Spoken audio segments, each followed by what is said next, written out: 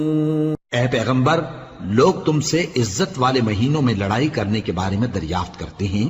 کہہ دو کہ ان میں لڑنا بڑا گناہ ہے، اور اللہ کی راہ سے روکنا اور اس سے کفر کرنا اور مسجد حرام یعنی خانہ کعبہ میں جانے سے بند کرنا اور اہل مسجد کو اس میں سے نکال دینا جو یہ کفار کرتے ہیں، اللہ کے نزدیک اس سے بھی زیادہ گناہ ہے، اور فتنہ انگیزی خونریزی سے بھی بڑھ کر ہے، اور یہ لوگ ہمیشہ تم سے لڑتے رہیں گے یہاں تک کہ اگر مقدور رکھیں تو تم کو تمہارے دین سے پھیر دیں، اور جو کوئی تم میں سے اپنے دین سے پھر کر کافر ہو جائے گا اور کافر ہی مرے گا تو ایسے لوگوں کے اعمال دنیا اور آخرت دونوں میں برباد ہو جائیں گے، اور یہی لوگ دوزخ میں جانے والے ہیں جس میں ہمیشہ رہیں گے۔ جو لوگ ایمان لائے اور اللہ کے لیے وطن چھوڑ گئے اور کفار سے جنگ کرتے رہے وہی اللہ کی رحمت کے امیدوار ہیں، اور اللہ بخشنے والا ہے، رحمت کرنے والا ہے۔ اے پیغمبر، لوگ تم سے شراب اور جوئے کا حکم دریافت کرتے ہیں، کہہ دو کہ ان میں گناہ بڑے ہیں اور لوگوں کے لیے کچھ فائدے بھی ہیں، مگر ان کے گناہ فائدوں سے کہیں زیادہ ہیں، اور یہ بھی تم سے پوچھتے ہیں کہ اللہ کی راہ میں کون سا مال خرچ کریں، کہہ دو کہ جو ضرورت سے زیادہ ہو۔ اس طرح اللہ تمہارے لیے اپنے احکام کھول کھول کر بیان فرماتا ہے تاکہ تم سوچو،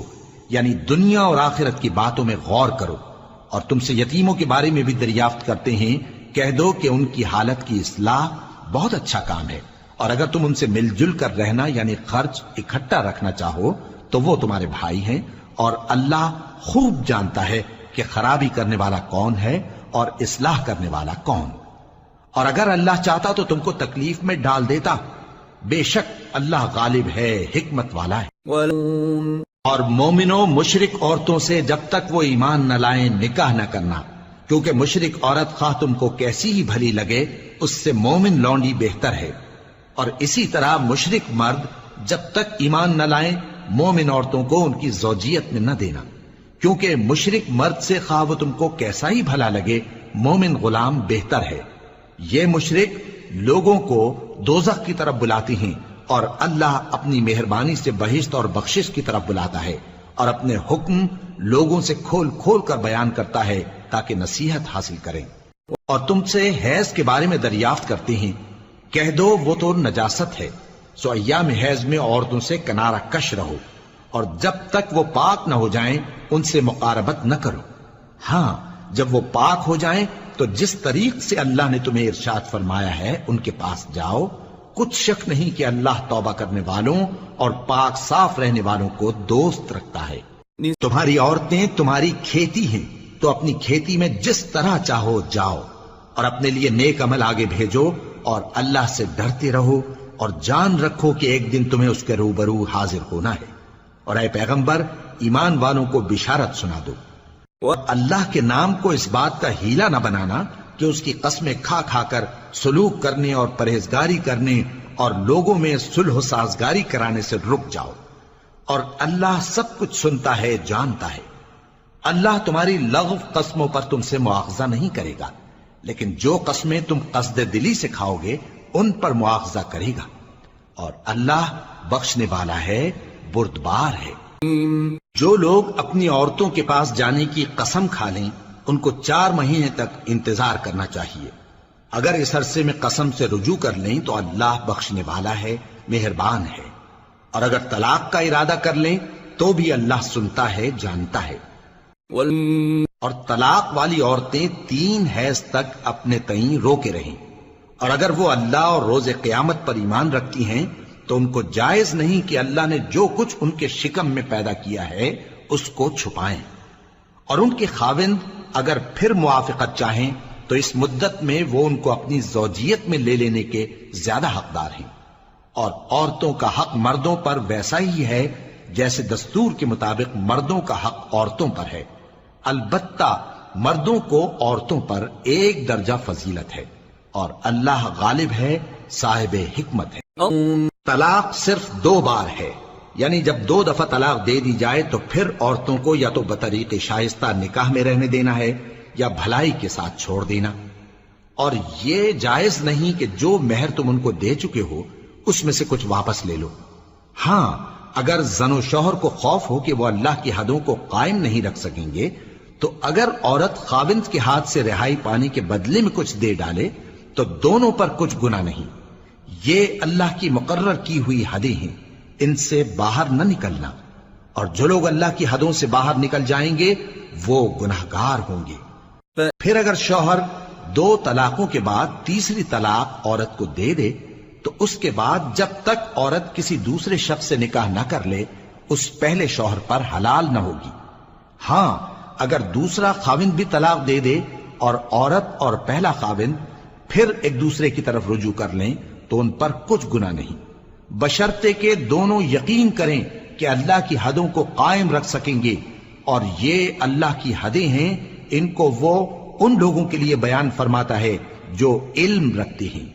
اور جب تم عورتوں کو 2 دفعہ طلاق دے چکو اور ان کی عدت پوری ہو جائے تو انہیں یا تو حسن سلوک سے نکاح میں رہنے دو یا بطریق شائستہ رخصت کر دو، اور اس نیت سے ان کو نکاح میں نہ رہنے دینا چاہیے کہ انہیں تکلیف دو اور ان پر زیادتی کرو، اور جو ایسا کرے گا وہ اپنا ہی نقصان کرے گا۔ اور اللہ کے احکام کو ہنسی اور کھیل نہ بناؤ، اور اللہ نے تم کو جو نعمتیں بخشی ہیں اور تم پر جو کتاب اور دانائی کی باتیں نازل کی ہیں جن سے وہ تمہیں نصیحت فرماتا ہے ان کو یاد کرو، اور اللہ سے ڈرتے رہو، اور جان رکھو کہ اللہ ہر چیز سے واقف ہے۔ اور جب تم عورتوں کو طلاق دے چکو اور ان کی عدت پوری ہو جائے تو ان کو اپنے شوہروں کے ساتھ جب وہ آپس میں جائز طور پر راضی ہو جائیں نکاح کرنے سے مت روکو۔ اس حکم سے اس شخص کو نصیحت کی جاتی ہے جو تم میں اللہ اور روز آخر پر یقین رکھتا ہے، یہ تمہارے لیے نہایت خوب اور بہت پاکیزگی کی بات ہے، اور اللہ جانتا ہے اور تم نہیں جانتے۔ اور مائیں اپنے بچوں کو پورے 2 سال دودھ پلائیں، یہ حکم اس شخص کے لیے ہے جو پوری مدت تک دودھ پلوانا چاہے، اور دودھ پلانے والی ماؤں کا کھانا اور کپڑا دستور کے مطابق باپ کے ذمے ہوگا۔ کسی شخص کو اس کی طاقت سے زیادہ تکلیف نہیں دی جاتی، تو یاد رکھو کہ نہ تو ماں کو اس کے بچے کے سبب نقصان پہنچایا جائے اور نہ باپ کو اس کی اولاد کی وجہ سے نقصان پہنچایا جائے، اور اسی طرح نان و نفقہ بچے کے وارث کے ذمے ہے۔